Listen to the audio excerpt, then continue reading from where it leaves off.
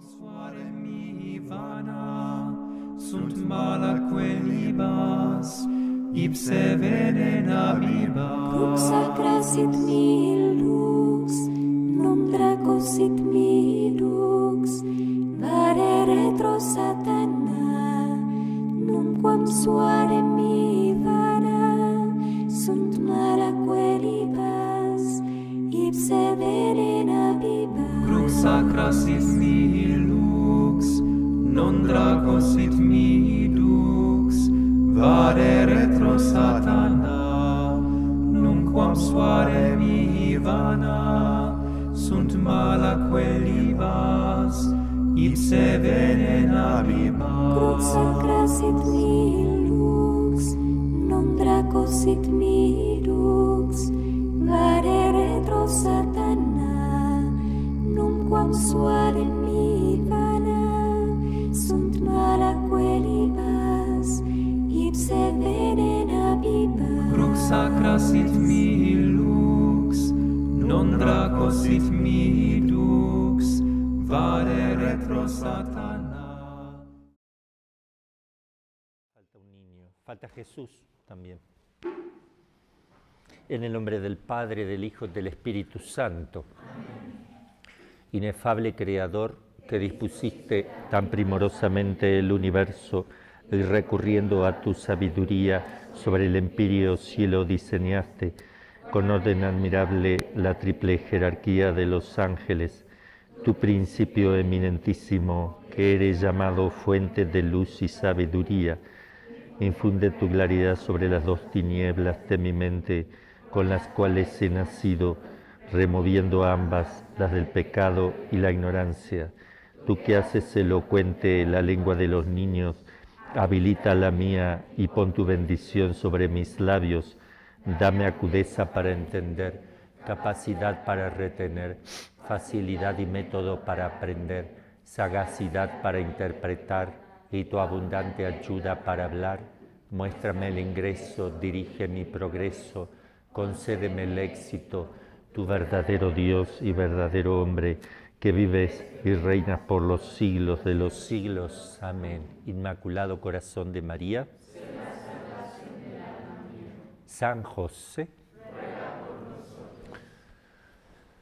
esa ejaculatoria la podemos hacer todos los días del año, al menos.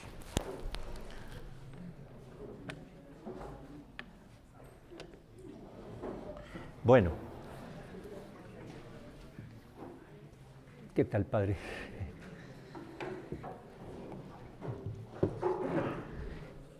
En realidad la proyección que hemos hecho la otra vez yo doy por finalizada porque quedaba solo un pedacito muy cortito y le pregunto a don Carlos que tal vez le doy, no sé si Carlos va a poder, cuando presente lo que la clase pasada hemos mostrado, de cosas prácticas para el que hace la oración de liberación, usted vaya a pasar directamente a la parte más bonita y a lo mejor un cuadrito chiquito donde yo estoy explicando la explicación. Okay. Bueno, vamos a ver qué seguimos. Hay muchas cosas muy importantes. Hay que tener paciencia porque el que de verdad quiere conocer profundamente este tema, laicos, sacerdotes, obispos, religiosos, en los seminarios, si quieren hacer los cursos, también lo pueden hacer. ¿Qué vamos a ir viendo? Una breve historia para explicar un poquito cómo se realiza, cómo realiza Jesús su obra, la obra del ministerio de exorcistas. Y cómo se viene desarrollando a lo largo de la historia, muy brevemente, porque no es historia nosotros lo que vamos a hacer, pero la historia nos enseña, es parte fundamental para el conocimiento y la experiencia. Luego vamos a hablar de los ángeles, naturaleza y acción de los ángeles, que son cómo actúan. Porque si yo necesito conocer los ángeles en general, luego los ángeles caídos, los aliados también que tiene Satanás, el mundo, el demonio, el mundo y la carne, pero además todo lo que son los maleficios, los brujos, todo este tema que es muy delicado también. Vamos a hablar de lo que es la ciencia propiamente, porque vamos a hablar de las ciencias naturales y las ciencias auxiliares del exorcismo o del exorcista. Entonces tenemos que precisar el término ciencia, vamos a hablar de lo que son las pseudociencias, vamos a hablar de lo que es una posesión, lo que es enfermedad psiquiátrica y lo que es una anomalía psicológica, para aprender a distinguir, a discernir y que sepamos tener un mínimo conocimiento básico. Siempre es bueno trabajar con profesionales, al menos al inicio. Vamos a ver qué se necesita, cuándo se debe recurrir al exorcista. Vamos a ver casos mixtos, yo le llamo casos mixtos o químicamente puros.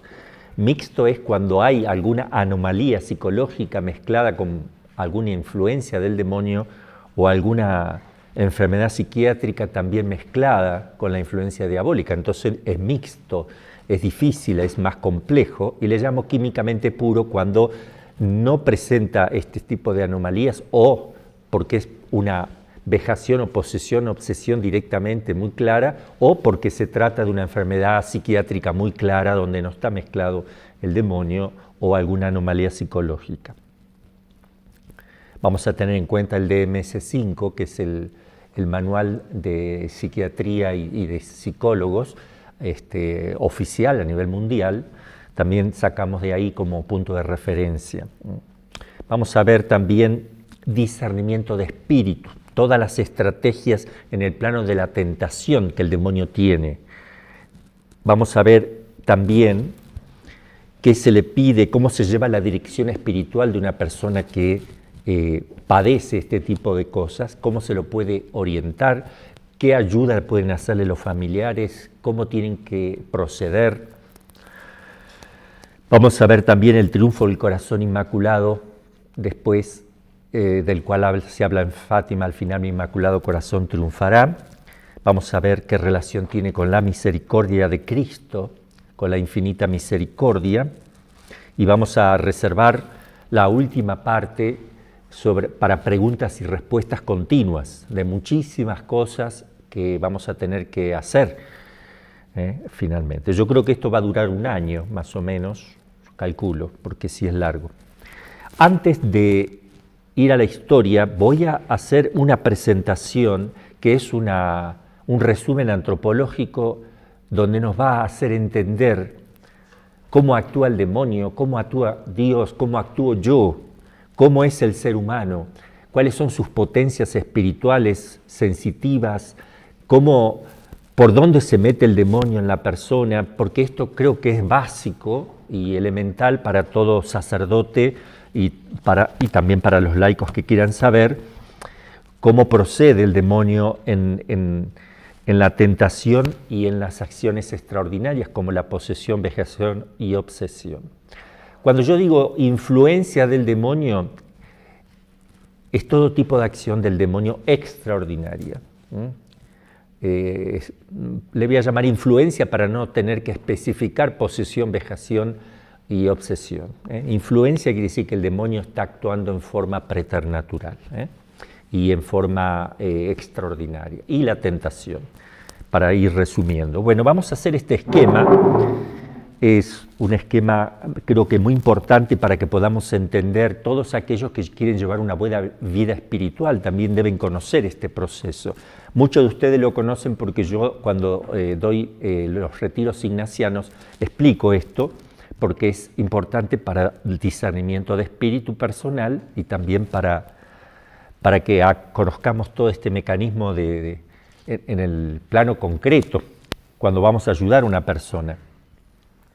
Bueno, el ser humano, nosotros somos animal racional, no somos solo un animal. Esta es la primera distinción que vamos a hacer. Pareciera tan elemental, tan básico, pero no lo es, porque la mayoría de los científicos hoy día, que estudian al hombre consideran al hombre como un animal desarrollado, más desarrollado que el perro, que el delfín, más desarrollado que un caballo, que son inteligentes, pero el hombre es más desarrollado, todavía es mucho más inteligente, es el más inteligente de todo, más inteligente que un mono, que un simio, Entonces, y de ahí viene, el hombre viene, así que preguntémonos mejor también de dónde viene el simio.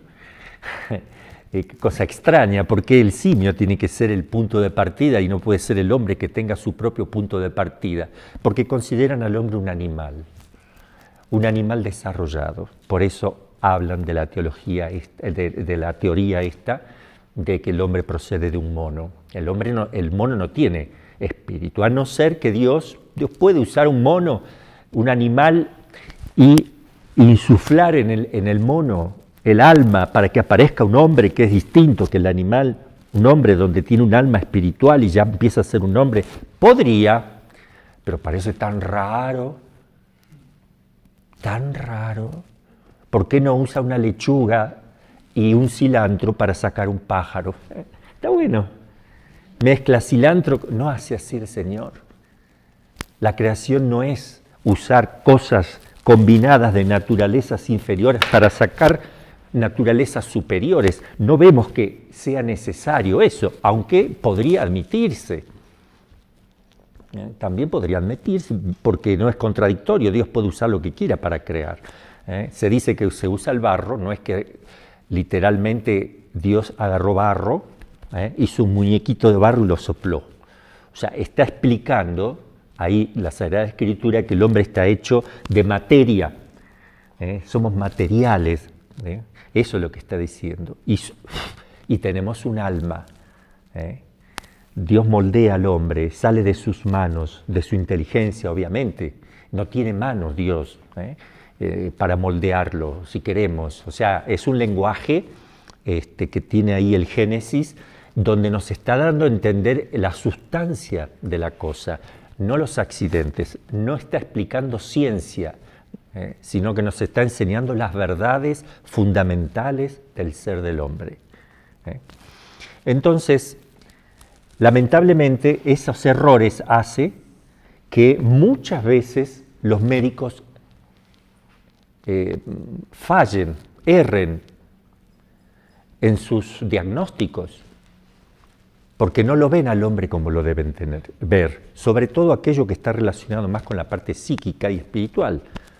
Un psiquiatra, un psicólogo que trata de interpretar el mecanismo psíquico del hombre para dar una explicación de su conducta, pero escúchame que la psicología de un hombre no es la misma que la psicología de un animalito.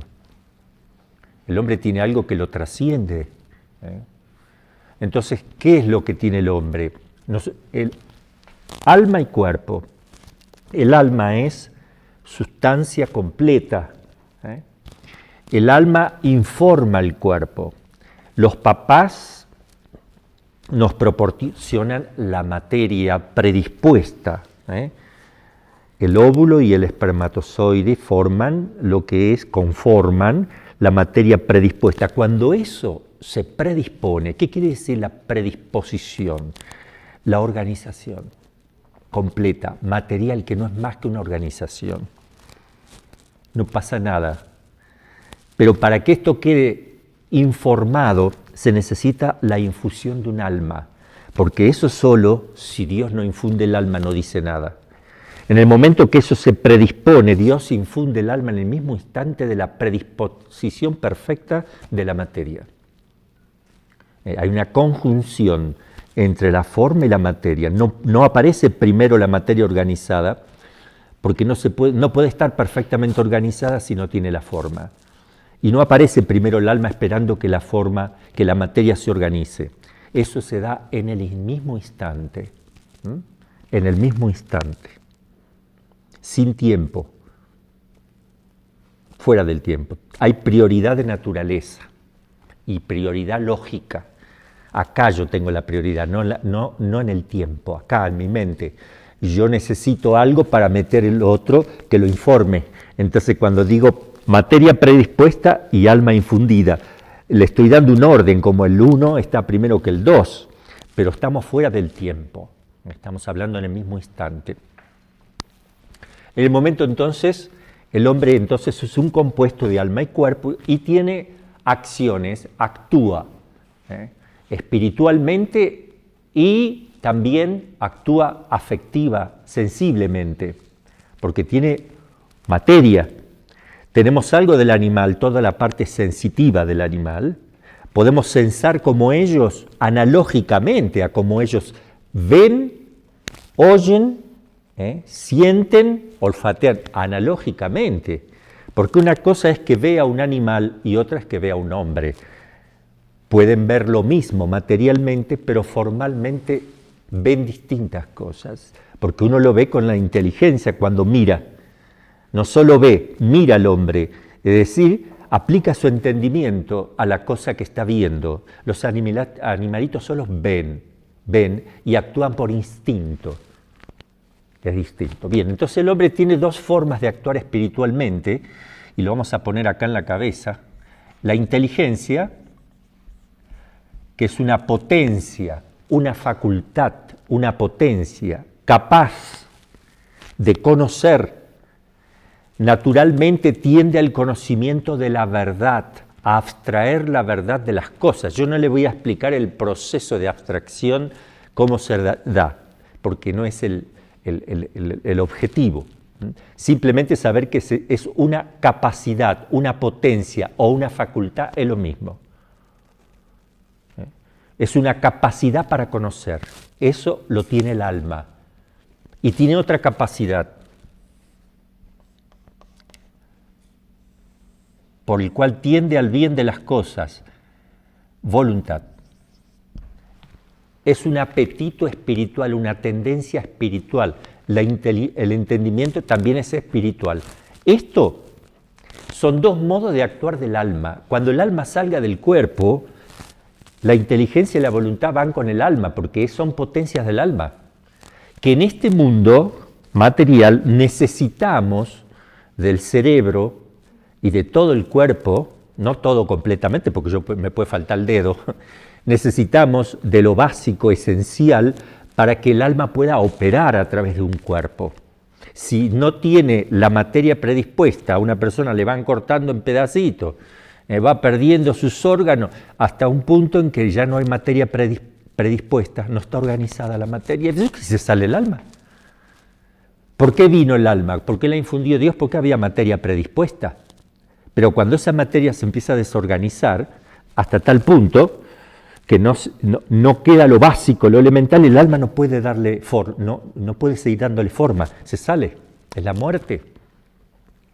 Ahora, en el alma tiene esas dos potencias que siempre la llevará, porque son potencias espirituales. El alma actúa a través de esas dos potencias, conoce y ama. ¿Quién conoce y ama? Dios. ¿Quién conoce y ama? El ángel. ¿Quién conoce y ama? El hombre. ¿Por qué? Porque somos personas. Tanto Dios, el ángel y el hombre somos personas. Y tenemos libertad al ser persona. Al tener estas facultades somos libres. Ahora, Dios es persona de una manera distinta que como lo es el ángel y el hombre.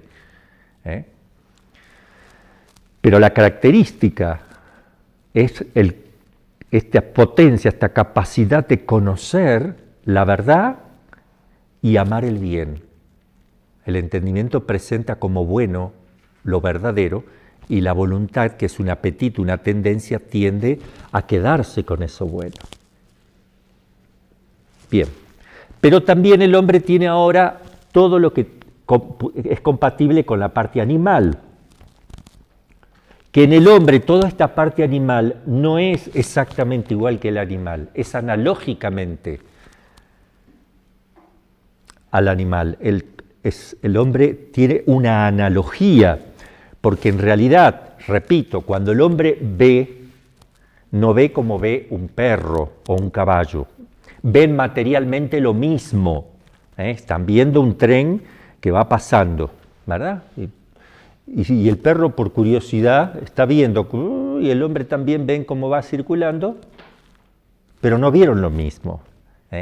El perro solo vio materialmente lo que se mueve ahí. Y es más, pudo haber reaccionado instintivamente al ir a ladrarle. Nada más. No saca conclusiones, no reflexiona. En cambio, el hombre, mientras ve, si quiere, mira, aplica su entendimiento y wow, qué rápido va, qué lindo, cuánta gente lleva, miles de cosas. Entonces no es lo mismo.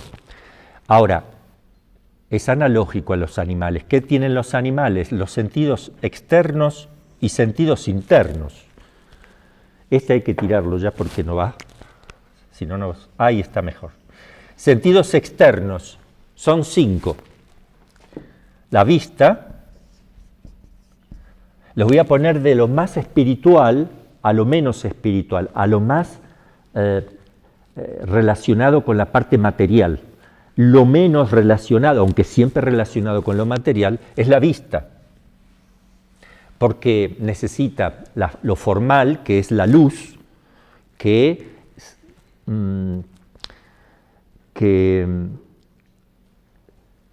al entrar en contacto con los objetos, da la posibilidad de que yo pueda percibir los colores. La vista, el oído, olfato, el gusto y el tacto. De hecho, en los animales, algunos tienen solo tacto, la ameba, por ejemplo, no tienen, por ejemplo, la vista, el oído, el olfato. En la medida que los animales son más imperfectos, tienen menos de esto y va hacia esto. Van bajando. Entonces, y tiene el hombre también que es sensible, los sentidos internos, lo vamos a poner de este lado. La imaginación, que tiene se localiza en el cerebro, una partecita del cerebro. Fíjense la relación que tiene el alma con su instrumento. Ve que recién yo dejé el color rojo del marcador porque no funcionaba, agarré otro. Entonces el cerebro puede funcionar bien, puede funcionar mal, no es el alma que funciona mal. El alma tiene los instrumentos que tiene. Y la persona puede tener lesiones en la parte imaginativa y puede tener alucinaciones o ilusiones, que son distintas. Alucinaciones o ilusiones. La ilusión son cosas irreales. Y la alucinación son cosas reales deformadas. Cuando me golpeo o alguna enfermedad como la esquizofrenia, por ejemplo. Bueno, la imaginación, la memoria.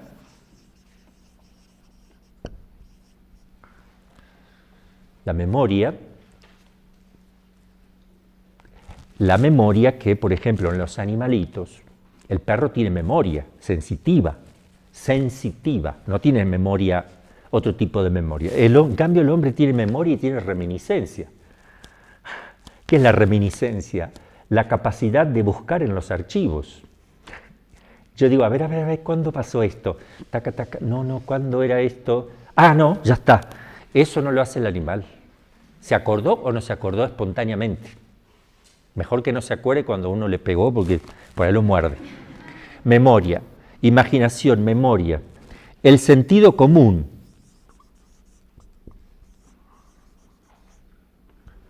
El sentido común está también en el cerebro, que es aquel por el cual se unifican todos los datos de los sentidos externos, quedan unificados, por el cual yo se lo puedo aplicar a un objeto, no queda separado. Olfateo por un lado, se junta todo eso en mí interior.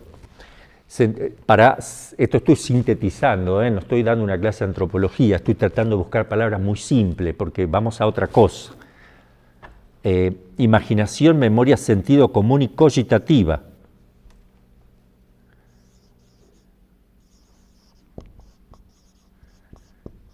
Viene de cogito, conocimiento, cogitativa, de conocer. Es lo que le permite al hombre, porque en el animal se llama estimativa, es distinta. Y ahí vienen los instintos, estimativa. Es un conocimiento espontáneo que tienen los animalitos, connaturales a ellos, desde nacimiento, innatos. Alguien le pone esa ley, ellos no la manejan. En cambio, la cogitativa en el hombre sí, yo soy libre de usarla o no. Es lo que me permite pasar de las cosas sensibles, materiales, corporales fuera de mí para conformar una idea, me ayuda al fantasma de la imaginación, pero también es la que me ayuda al ir del intelecto especulativo, de la pura especulación, al orden práctico, rápido. Cuando uno se pone a tocar el piano, que después ya ni mira las teclas, ¿verdad? Sale solo. Puede estar conversando con el otro y le va saliendo solo. O escribir con la computadora, ¿verdad? Si uno ya sabe escribir con todos los dedos, perfecto, puede estar conversando, puede estar leyendo directamente y va escribiendo. O el deporte, que tiene mucho de cogitativa, donde se trabaja, por ejemplo, Maradona y Messi, tiene Messi una cogitativa muy desarrollada y tenía también Maradona una cogitativa muy desarrollada, o sea, el sentido práctico, que ellos no piensan, cuando van a hacer una jugada así importante, no piensan, voy a ir para acá y cuando él corra el pie, eso no funciona. Es casi instantáneo, es tan rápido que no tiene que, cuanto más rápido, mejor. Como cuando uno escribe taca, taca, taca, entonces las jugadas son mecánicas. De tanto hacerlo, adquieren la practicidad. Cuanto menos piensas en el deporte, si juegan rápido, cuanto menos piensas, mejor juegas. En cambio, cuanto más vas a pensar, ya no te sirve. No te sirve.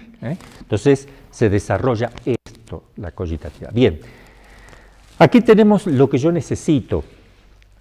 Voy a decir también, el hombre vamos a distinguir dos cosas, no porque se distingan realmente, sino acá lo voy a distinguir, lógicamente lo voy a distinguir. ¿Qué voy a distinguir? La esencia del alma, el alma, y su acción. Se dan juntas, es lo mismo, pero yo distingo. Una cosa es el alma, otra es su operación. ¿Cómo opera? Entendimiento y voluntad, son sus operaciones. Entonces, cuando digo la esencia del alma, no estoy hablando en cuanto que está operando, sino todo junto. Opere o no. Cuando digo entendimiento es porque está pensando. Cuando digo voluntad, porque el alma está tendiendo a algo, apetito intelectual. Bien, entonces acá tenemos dos apetitos que se llaman este se llama apetito espiritual y conocimiento espiritual. Pero a estos le llamamos conocimiento sensitivo.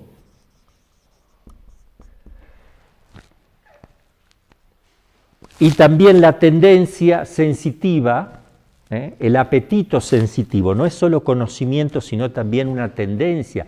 Yo veo un pastel, si tengo hambre, me voy para allá. No lo pensé demasiado. Entonces también tenemos un apetito sensitivo que tiene que estar sujeto al apetito de la voluntad y a la inteligencia para que haya virtud. Bueno, ahora vamos a ver cómo actúa el demonio aquí. Primero, cómo yo me comporto. Después, cómo puede actuar el demonio en mí, en una persona. Y cómo actúa Dios. ¿Cómo actúo yo?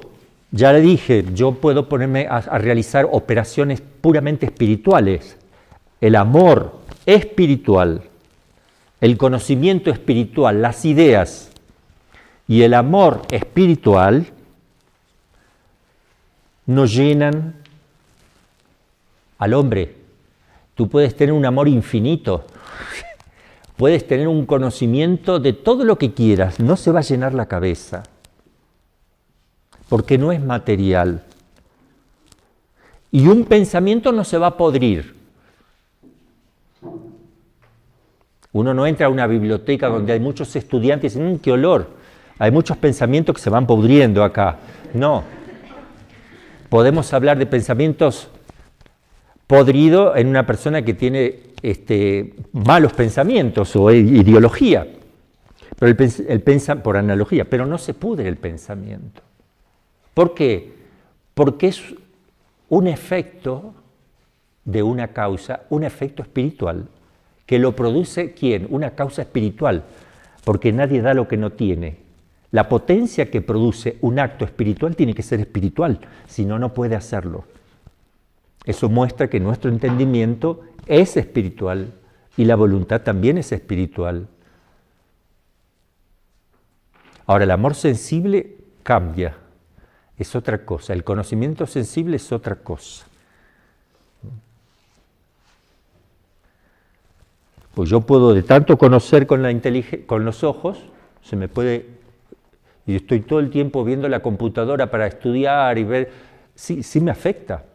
Es un conocimiento sensible. La vista conoce cosas, pero yo la puedo perder a la vista. Yo me puedo cansar de tanto leer, de tanto ver, sí, cansa.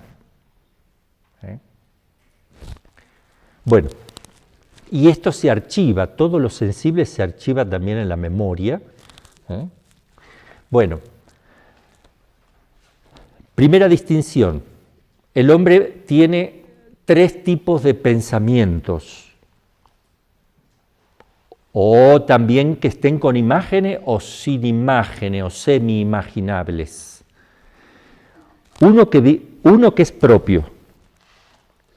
Yo estoy viendo este lugar y veo que a lo mejor sería bueno pintarlo de otro color, poner cortinas de otro color y de otra manera aquí. En fin, yo me doy cuenta que estoy manejando estos tipos de pensamiento a mi criterio. No es que me están viniendo pensamientos, sino que yo los estoy generando. Y soy consciente de que estos pensamientos son míos. Yo me doy cuenta cuando soy yo. Pero no siempre, ¿eh?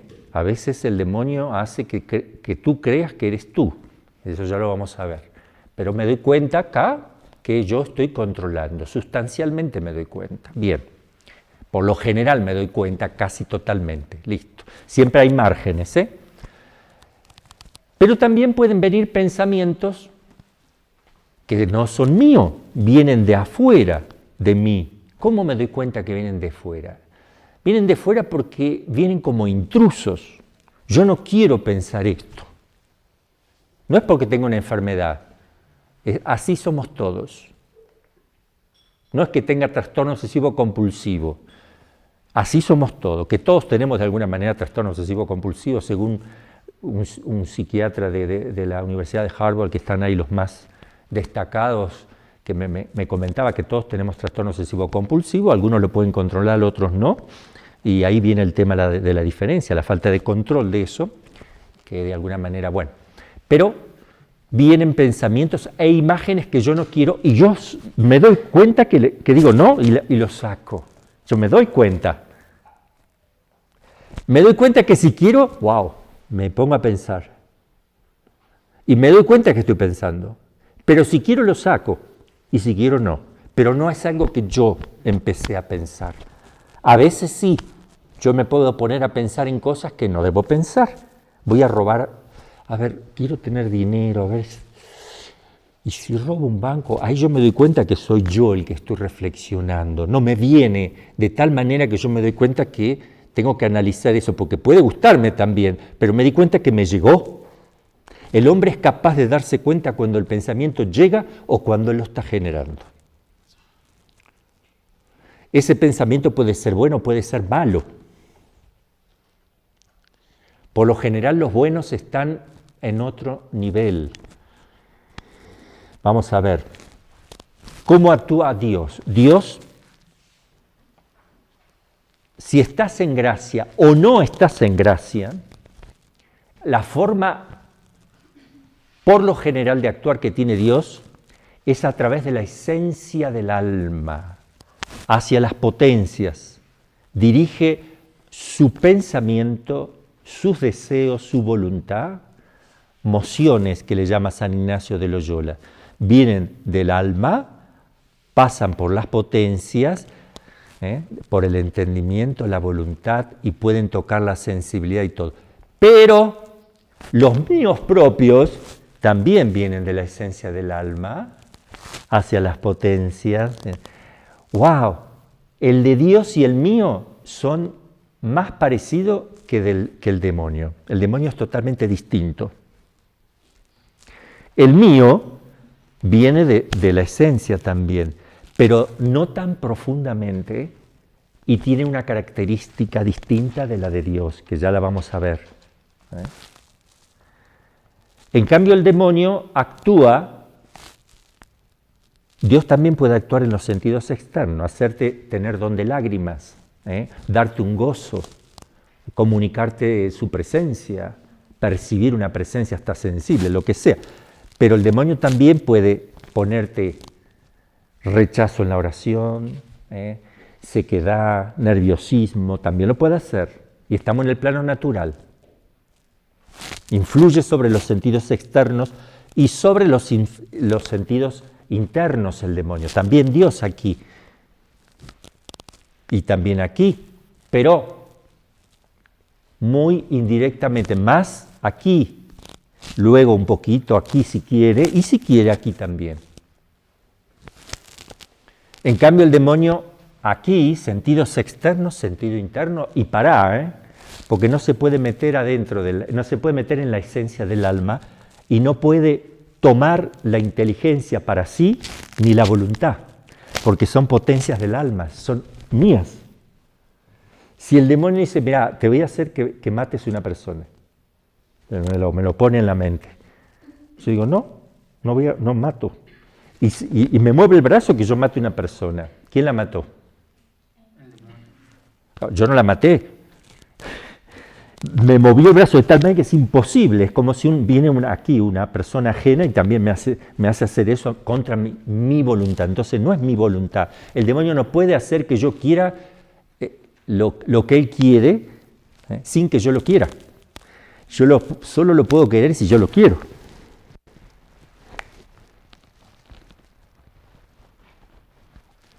¿Ok? Bueno, entonces, por eso nosotros durante el día nos advertimos que vienen muchos pensamientos del demonio. A veces se pone como loco y me tiene molestando todo un día, o 2 o 3 días. Frecuente, y me doy cuenta que es él, por las cosas que me pone, no. Y me hace sentir mal, me hace sentir desolado, muchas cosas. Pero Dios actúa más que él. Lo que pasa que actúa tan silenciosamente, tan suavemente, tan imperceptiblemente, que para que yo me dé cuenta lo que Dios me está diciendo necesito silencio y recogimiento. En cambio el demonio, cuanto más ruidos hagas, cuanto más estés en los sentidos hacia afuera del alma, los sentidos, la música, la luz, ahí está él en su campo propio. Por eso ahí vemos lo que son los antros, ¿verdad? Todo lo que es ruido en el mundo, la música rock y todas estas cosas que se desparrama hacia afuera. Ese es el campo propicio del demonio. Por eso el hombre, cuando está mal de conciencia, huye del silencio, huye de la soledad, no quiere meterse en ese mundo porque le siente como un reproche, no quiere ahondarse, no quiere volcarse, no quiere recogimiento, no. Prende la radio, la televisión, discute con su esposa, no quiere, no frena. ¿Entienden? Entonces, Dios es más activo que el demonio, es acto puro. Entonces, ¿cómo puede suceder aquí en la tentación, por ejemplo? Supongamos que venga un pensamiento, vamos a catalogar los pensamientos, los que están relacionados más con la soberbia o con el irascible y el concupiscible, si quiere. Viene un pensamiento, por ejemplo, de impureza, que es muy sensible. Es el que más molesta, sobre todo el que quiere llevar vida religiosa, vida de pureza. Viene un pensamiento o una imagen. Yo no la quiero, la saco enseguida. Entonces, ¿qué tengo que hacer? Si viene un pensamiento, lo tengo que tratar de sacar inmediatamente, no detenerme, no deleitarme en eso. Yo lo advierto y saco y busco pensar otra cosa. Y no puedo, vuelve. Y trato de pensar en otra. Me pongo a rezar. Si yo rezo Ave María Purísima, o me pongo a rezar una oración, me voy a rezar el rosario y se fue, entonces, o simplemente digo Ave María Purísima y se va, y no me molesta, es porque es directamente el demonio que está queriendo entrar. Es él, porque rezo y se fue. Pero si yo rezo y ese pensamiento no se va, y rezo y no se va, y rezo y no... ¿Qué pasa acá? Es muy probable que no sea directamente él, sino que indirectamente. Te pone una idea y es tu carne, tu parte carnal desordenada que se quedó agarradito al gustito del caramelo.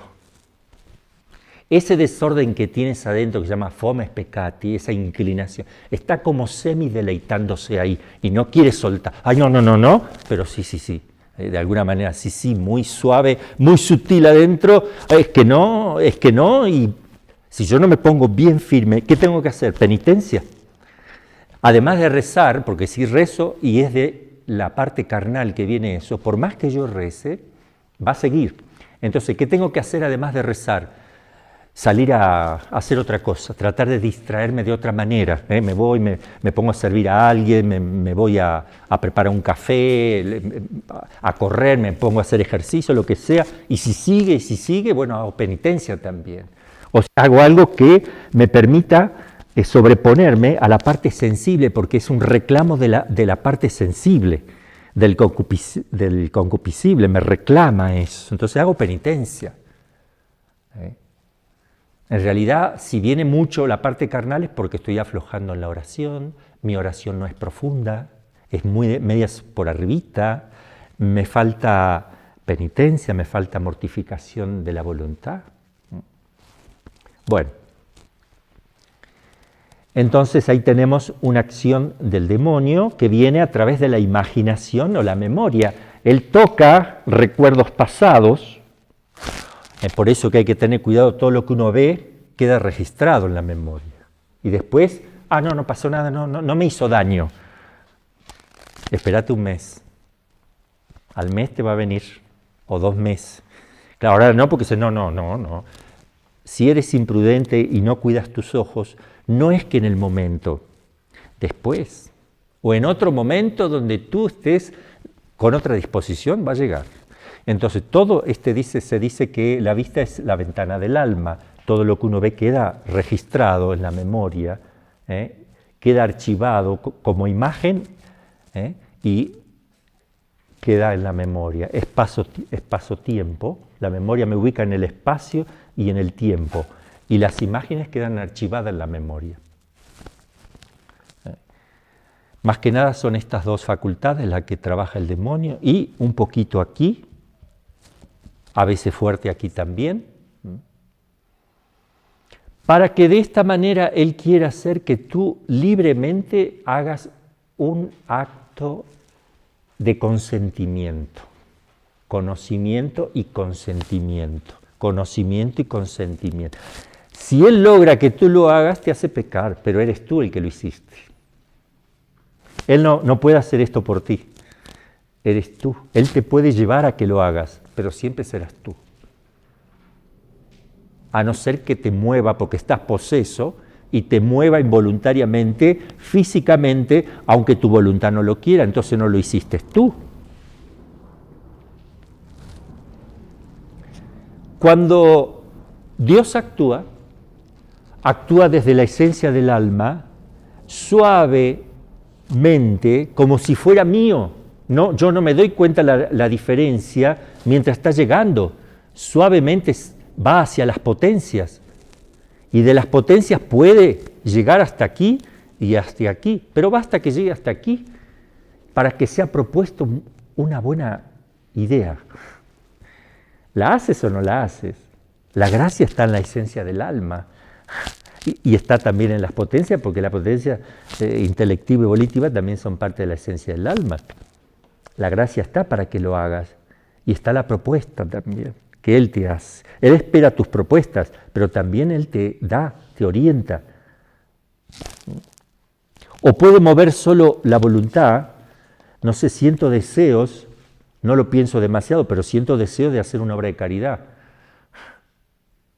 No sé, tengo ganas de hacerle bien a alguien.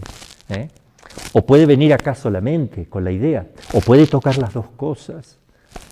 O puede tocarte la parte sensible, te conmueve la situación de alguien y te mueves a hacerle un bien.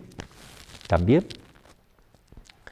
Pero, repito, que uno puede estar hablando, diciendo algo y dice, uy, piensa uno, qué lindas palabras me salieron, wow, yo me sorprendo, tuve re bien, y se pone contento uno porque, wow, bueno, cuando ves que te supera, cuando ves que hay algo lindo, que ni te imaginabas, que te salió redondito, ¿por qué no se lo aplicas a otro? ¿Por qué no dices gracias Jesús? Porque Él lo va a seguir haciendo. Si tú te lo aplicas y sacas músculo, ¿ves? ¡Wow! Mira qué lindo lo que dije, en fin. Si tú te lo apropias, Él no lo va a seguir haciendo porque te hace mal a ti. No sabes utilizar eso, no sabes reconocer la presencia de Dios, no sabes reconocer cuando Él actúa. Entonces te lo da un poquito esperando que lo mires a Él y tú te miras a ti mismo. Entonces Él no lo va a seguir haciendo. Pero si tú, cuando te das cuenta que llegan incluso en la oración misma, estás rezando y te vino una idea de Dios, qué sé yo, la humildad o la grandeza, no sé, me quedé con la idea de la grandeza, no se me había ocurrido, pero wow, qué lindo, date cuenta que está más allá de tus propios pensamientos, o sea, esto se te está proponiendo en la oración, se te propone algo. Porque tú no lo habías ni siquiera pensado, ni se te había ocurrido. No es que se te ocurrió, wow, mira lo que se me ocurrió, como si la ocurrencia es más inteligente que tu propia inteligencia. Mira lo que se me ocurrió, wow, ¿qué es eso de ocurrir? Mira lo que me llegó, mira lo que me llegó en la mente. Alguien lo pone. No hay efecto sin causa. No llegó como un efecto sin causa, hay una causa. Alguien puso eso, porque tú no lo buscaste. Tú no lo empezaste a pensar, te llegó. Y estamos llenos de cosas de Dios a lo largo del día, mucho más que lo que hace el demonio. Pero estamos poco atentos al recogimiento interior, estamos con poco silencio, entonces no nos damos cuenta. Y como el demonio necesita más bien el ruido, necesita que la parte corporal esté activa, eso se llama no recogimiento, sino dispersión. O sea, yo me derramo hacia afuera con los sentidos. Estoy todo el día mirando todo, escuchando todo, hablando, murmurando por acá. Vivo de mis sentidos. Mi alma está, no sé, está ahí, la llevo al hombro, así como una mochila al alma. No me voy hacia adentro, no tengo recogimiento, no busco esa riqueza interior. Por eso Dios habita aquí, en la esencia del alma. Ahí habita Él, en tu entendimiento, en tu voluntad, que son potencias también, habita Dios. En la esencia del alma, pero también indirectamente en las potencias, porque si está en la esencia, está en las potencias. Directamente en la esencia, indirectamente también en las potencias del alma. Pero Dios habita más íntimamente que tu propia intimidad. Por eso que es más difícil agarrarlo a Él. Y Él se esconde de tal manera que yo ya no lo encuentro. Porque se va tan adentro, pero tan adentro que yo no puedo ir tan adentro. Por eso Él tanto no. Adiós. Cierra y se acuesta ahí. Cierras la ventanita. Se queda bien escondidito. ¿Me entienden? Entonces, llámenlo. Llamen, busquen, que Él abre la puertita y empieza a asomar un poquito su miradita, ¿sí? Sé que estás aquí porque no sé, no preciso mirar para acá. Sé porque sé que está acá. Si nosotros conociéramos todo esto que es tan simple en la antropología aristotélico-tomista, si los psicólogos supieran esto esto, que no lo saben. Y todo el tema de las pasiones, el concupiscible, el irascible, y después las pasiones todas conectadas con las virtudes y los vicios, esto es una maravilla. Sabemos cómo tratar a una persona. Bueno, esto es básico. Yo con esto voy a poder atender personas. Voy a poder saber cuando el demonio está actuando o cuando es un problema psicológico o psiquiátrico. Voy a saber orientar espiritualmente a una persona. Voy a saber ayudarla a que discierna. Pero también yo puedo discernir.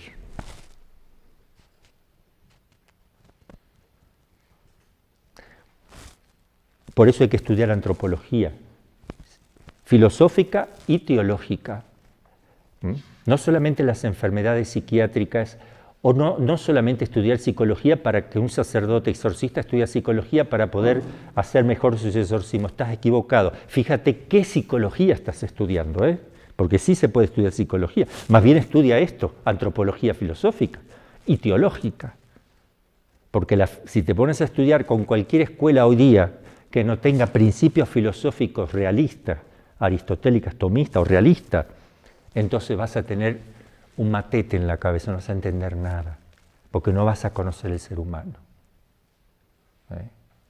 Miren que si hay psicólogos y psiquiatras, o neuropsiquiatras, o psicólogos neuropsiquiatras, que es lo más completo, que desconocen que tienes un alma, ¡qué bruto!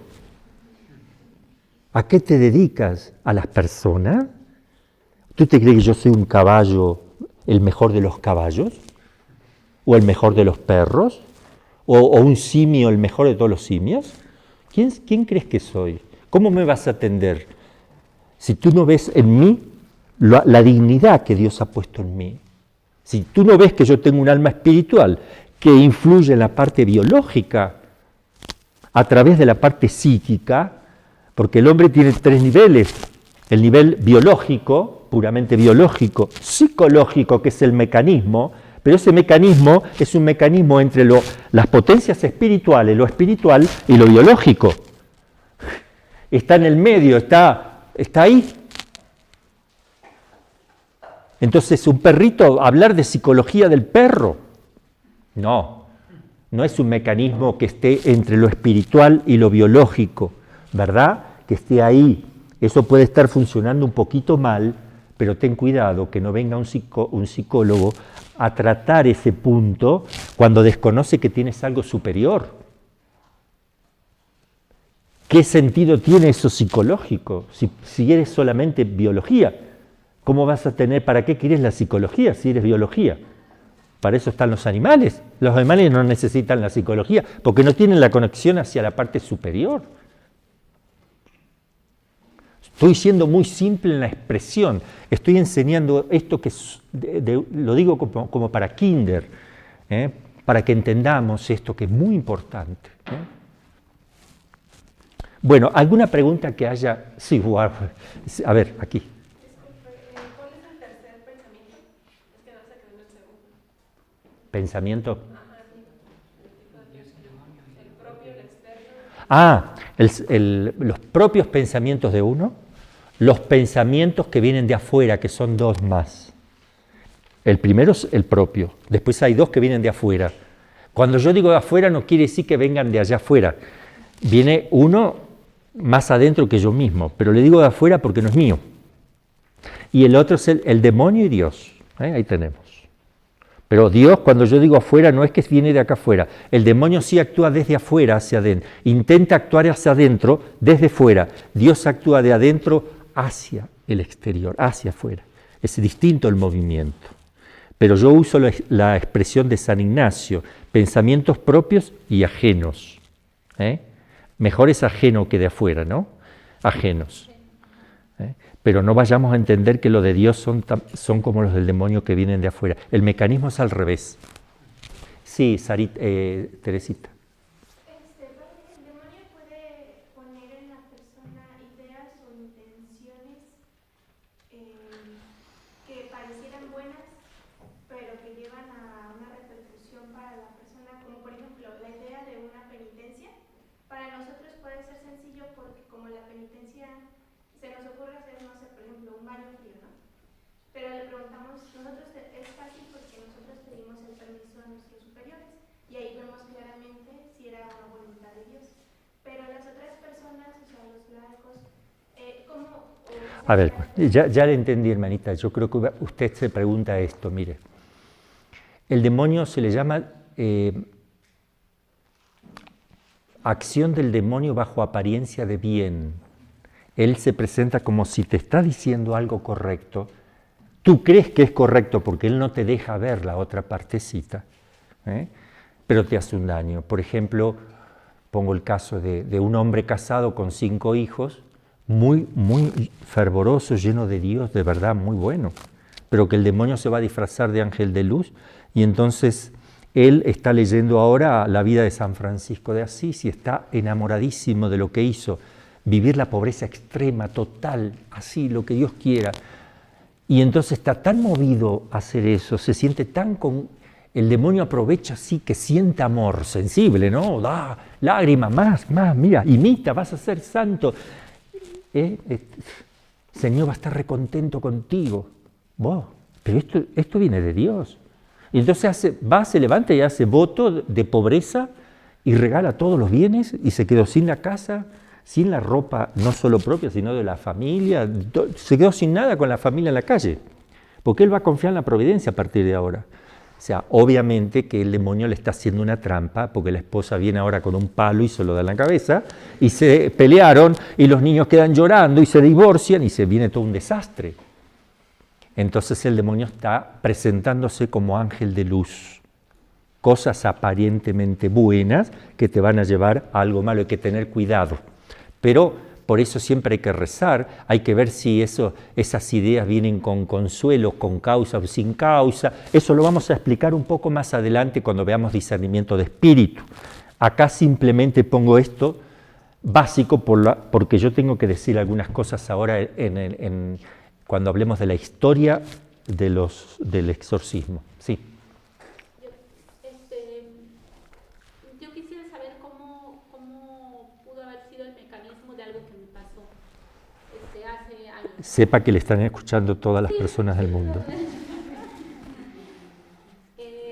Estaba en oración y entonces yo en mi interior, no lo dije con palabras, pensé, me gustaría, le pedí al Señor pues su luz, todavía ni conocía la vida religiosa, ni los ignacianos, ni nada, su luz para distinguir cuándo era la voz de Dios y cuándo la del demonio, no voz así física, sino distinguir el pensamiento, ¿no?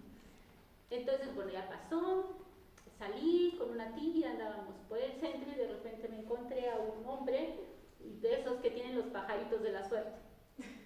Yo no me di cuenta, mi tía se acercó a ver los pajaritos, yo dije, y de repente el hombre que estaba vendiendo los pajaritos se me quedó mirando y me dijo, ¿querías saber cuándo hablo yo? ¿Querías distinguir cuándo es mi voz? Y bueno, yo dije, uy, ¿qué fue esto, no? Porque yo nunca lo dije, nunca lo expresé, o sea, ¿cómo supo el demonio? O sea, yo entendí que era el demonio que me estaba hablando a través de ese hombre, ¿no? Bueno, ese mecanismo, ¿cómo pudo haber sido? Bueno, ahí sí, esos pájaros, ¿para qué son esos pájaros que vendían? Son de la suerte, o sea, Bueno, ya ese hombre está metido en el ámbito de la suerte, de la adivinación, entonces, ¿de qué va a hablar él? Obviamente que eso se lo debe decir a todo el mundo, que llega, o por lo menos lo debe decir seguido, llegó que usted se hace, esa es una posibilidad, una. Otra es que el demonio se lo haya hecho saber, 2. Pero el demonio, ¿cómo supo que yo estaba? O sea, ¿cuál fue el mecanismo? Con esto que explica, ¿cuál fue el mecanismo para que el demonio supiera? El demonio puede saber cosas, por ejemplo, estaba furioso con el Padre Pío cuando era chiquitito, re furioso, por cosas que él sabía que iban a venir después. Porque Dios le manifiesta a veces sus planes y le da a conocer. Le hace ver una luz en ese niñito, o lo que sea. Entonces, también puede llegar a saberlo porque Dios se lo da a conocer también. Algunas cosas, ¿no? Después, no sé, hermana, vea usted qué hace. Como... Aplique. Entonces sería como cuando los demonios ven a Jesús y le dicen, hijo de Dios, Viniste a destruirnos. que saben, o sea, como que Sí, le dan no. a entender. Sí. Aquí lo que yo quería ver era, o sea, si el demonio puede ver la mente. No puedes. Acá hay dos cosas que el demonio acá no puede entrar. Yo puedo tener, es que es muy difícil que yo pueda pensar sin imaginar algo. Si yo lo imagino, mínimamente que lo imagine, el demonio lo puede captar, porque es sensible la imagen. Ahí está, o sea. Entonces, si yo logro pensar algo sin imaginar nada, que es muy difícil, porque somos cuerpo y alma, es muy difícil, entonces él también se le va a hacer difícil. Ahora, también él es psicólogo y sabe más por viejo que por diablo. Entonces, él sabe perfectamente, porque tú estás pensando así, sabe que estás consolado, estás viendo la cruz, ¿verdad? Se va a enojar y sabe que estás amando, sabe que no le gusta esa actitud. Estás mirando una cruz y estás así.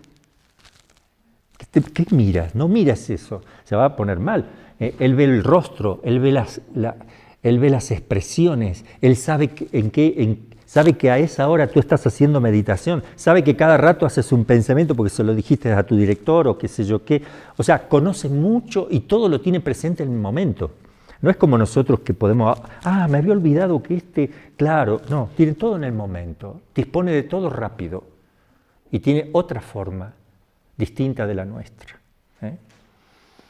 Entonces, por ejemplo, él puede saber cuando hay un terremoto, él puede saber si mañana a las 3:15 hay un terremoto o no, porque él conoce las placas teutónicas, él sabe perfectamente, sabe de ciencia, sabe los movimientos y sabe cuándo va a desfasarse una de las placas, y sabe que aquí en esta zona este edificio está flojo, en cambio los otros no, aquí se olvidaron de poner cadenas, y yo sabe que doy clase acá a las 3:30 de la tarde, y entonces la semana anterior me dice, te voy a tirar una pared encima, la semana que viene te voy a matar con una pared encima, te voy a tirar una pared encima, y era esta. Lo que pasa es que él sabía que yo a las 3:30 de la tarde doy clase, que va a venir el terremoto y que esta pared, como está floja, se va a caer para este lado, lo sabe.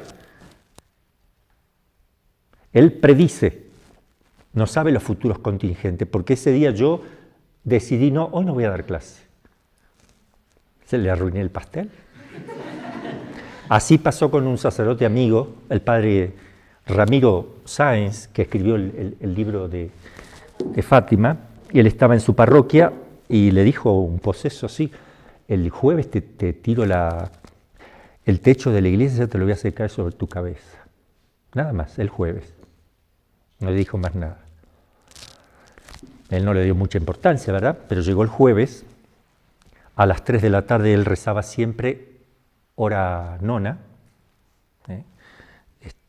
intermedia, siempre se levantaba, dormía un poquito la siesta, se levantaba a esa hora, se ponía a rezar un ratito y bien, ese día no fue a rezar, pues se fue a comer, no sé, a la casa de una familia, pero no hizo eso a esa hora. Pero a esa hora hubo un terremoto y se cayó el techo de la iglesia, y si él hubiera estado, lo hubiera aplastado. Pero no sabe el futuro contingente, le falló porque él ese día no fue. Yo le puse el mismo ejemplo, pero no quería tocarlo a él, pero bueno, fue el caso de él. ¿Alguna otra pregunta? Bueno, entonces ahora vamos a empezar la historia. Cualquier cosa, esto siempre ténganlo presente. Cuando yo vaya hablando, ustedes vayan imaginándose esto, para que vayan entendiendo. Pero vamos a empezar el recorrido histórico. En primer lugar, tenemos que decir que no hay nada escrito así en profundidad sobre la historia de los exorcismos. Nadie se ha abocado, al menos hasta donde yo sepa, a un estudio profundo sobre este tema. Sí. Sobre eso. Bueno, para ver si entendí bien con lo que explicaron. a veces decimos, el demonio me puso tal pensamiento, pero hablando estrictamente, no tendríamos que decir No, así. no. Más bien Me sugirió, porque él pone la imagen o toca esto y te lo propone. Tú eres el que vas a pensar o no en eso. Entonces, el demonio no me hace pensar. El demonio induce a que yo piense a través de la imagen y la memoria. Induce, me propone cosas. Se me vienen ideas, digo yo, ideas, porque en realidad no son estrictamente ideas sin imagen. Son imágenes, pero yo tengo que aceptarlas o no. Padre, en el sueño, ¿cómo funcionaría eso? En el sueño cuando uno empieza a tener un sueño más superficial, no profundo, entonces ya casi cuando ya está por despertar, por eso uno dice, ay, justo estaba soñando tan lindo y sonó el despertador. ¿Y qué vivo? Si es donde menos profundidad de sueño tiene, ¿no? Entonces, en ese momento las dendritas, el sistema nervioso se conecta por las dendritas, ¿verdad? Entonces empiezan a rozarse y empiezan imágenes coordinadas al azar, con cierto razonamiento, en la medida que yo estoy más despierto, o sea, puedo yo dominar un poquito, por eso a veces puedo yo meterme en el sueño y hacer cosas voluntarias, en la medida que está reaccionando mi organismo a través del sistema nervioso. Entonces sí hay por eso tengan cuidado cuando uno puede tener un pensamiento malo, ¿verdad? Medio que se está despertando puede llegar a consentir ahí también, tengan cuidado también en eso, ¿no?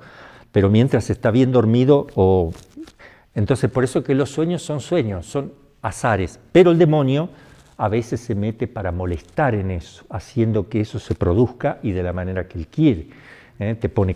Te hace daño, es muy fácil para él eso. Y también lo puede hacer el Señor, que lo hace siempre como una profunda paz, lo hace no en forma despótica, como lo hace el demonio, armónica, es otra cosa, y notas que es un sueño distinto, es muy profundo y distinto, porque me ha dejado una paz, un gozo, una claridad, era distinto, era totalmente distinto. Podemos pensar que podría haber sido el Señor, nunca tendremos certeza, a no ser que Dios le ponga la certeza que le dio a San José. Cuando le anunció, le dio la certeza interior junto con el sueño. No le dio solo un sueño, porque San José hubiera dicho, es solo un sueño. Le da la certeza interna, eso lo maneja Dios, del cual él no puede dudar que sea así. Tal es así que inmediatamente tomó todo y se hizo un viaje de 2000 kilómetros hacia Egipto. Con un niño recién nacido y una niña de 16 años.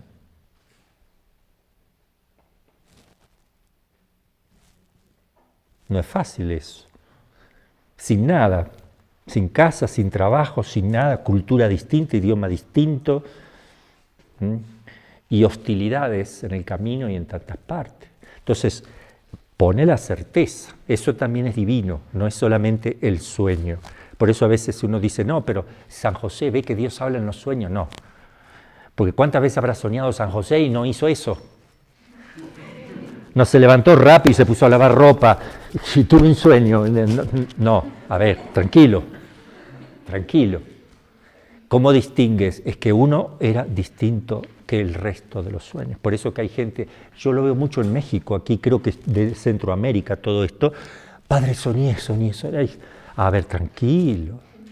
Yo sueño todos los días, sueño con mi... No tengo suegra, pero cada sueño, tranquilo. No necesariamente el sueño te está diciendo algo o tiene algo que ver.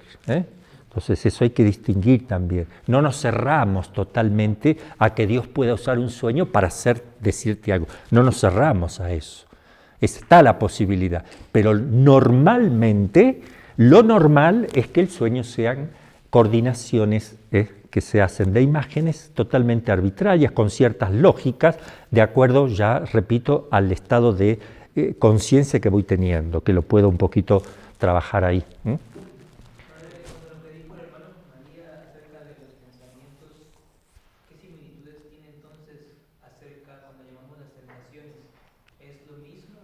cuando llevamos ¿qué? Llevamos a las tentaciones con los pensamientos que vienen o nos inducen a querer hacer algo y tú las... ¿Eso se llama tentación exactamente o tiene una de... La tentación es la proposición de algo malo. Se te propone a través de una imagen que viene o una idea imaginativa. Una imagen o un pensamiento, voy a hacer esto, pero acuérdense que lo hace a través de una imagen, pero el que va a consentir con el entendimiento, el que va a dar el consentimiento, el conocimiento es uno, y el que va a realizar el acto de la voluntad es uno, a no ser que el demonio te quiera mover, porque eso también pasa. El demonio te mueve, como Dios mueve hacia el bien, Él puede impulsar la voluntad a través de imágenes y la memoria. Trata de hacer que la voluntad se incline hacia algo. Y también puede tocar lo sensible. Me hace tener un hambre, justo le estoy haciendo el ayuno. Incentiva esa parte, la incentiva, hasta sensiblemente. Puede ser. Y estamos hablando no en algo extraordinario, que esté poseso, que sea obsesión. No, es que el demonio tiene libertad dado por Dios para manejar un poquito estas cosas y que le sirvan al hombre como un medio de santificación. Y el mal que él hace lo tendrá que pagar. Y el hombre, si sabe sobrellevar eso, con amor, con sabiduría y amor, entonces le alcanzará la vida eterna.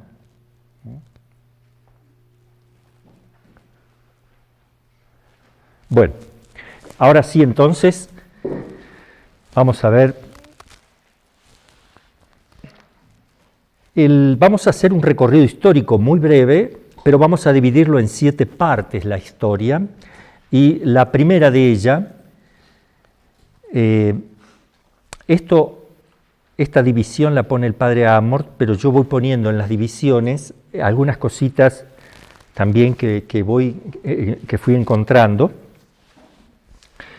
La primera etapa en la vida de Cristo y los apóstoles. Primero, ¿cómo era todo este mundo de la posesión, de la vejación, de la obsesión?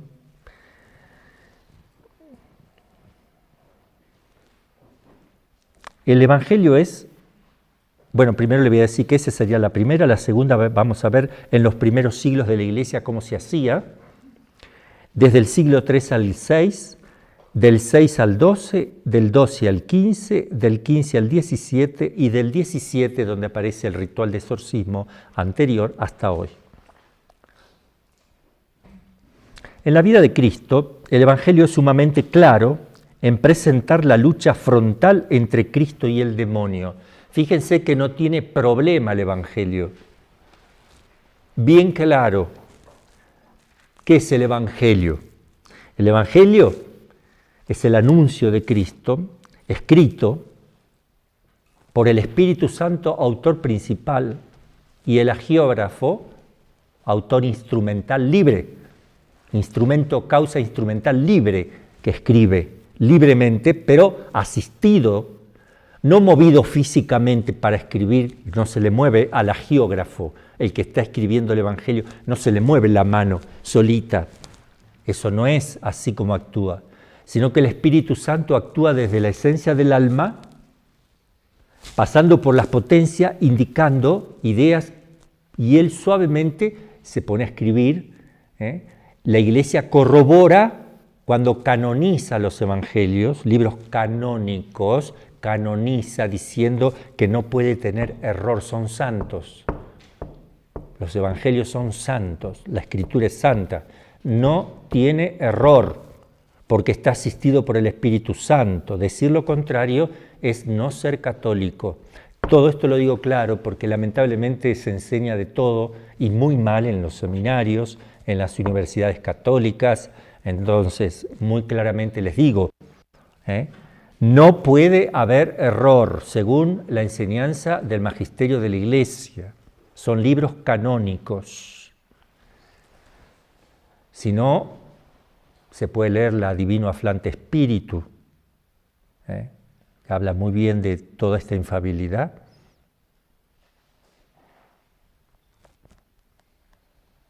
O el Concilio Vaticano II, toda la parte de la Sagrada Escritura, Verbum Dei.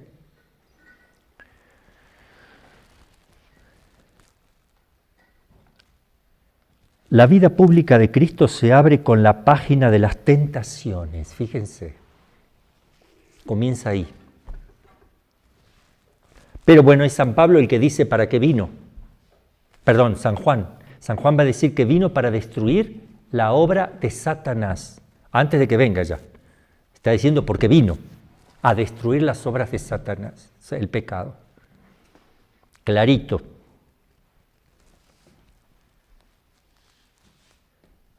Entonces, lo primero que va a hacer va a ir al desierto a luchar, a reivindicar lo que pasó en el paraíso, él lo va a hacer en el desierto, que es lo que quedó. De un paraíso quedó el desierto. Desde un desierto nos lleva ahora al paraíso. Entonces, él va al desierto, como Adán estuvo en el paraíso. Adán pecó y fue desterrado. Y pecó con Eva bajo 3 aspectos que resumen la tentación del hombre después del pecado.